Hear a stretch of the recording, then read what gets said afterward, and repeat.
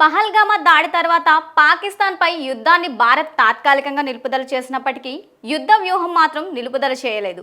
ఎప్పటికప్పుడు వివిధ మార్గాల ద్వారా పాకిస్తాన్కు మద్దతు ఇస్తున్న చైనాను ఇరుకున పెట్టడానికి ప్రయత్నాలు చేస్తూనే ఉంది.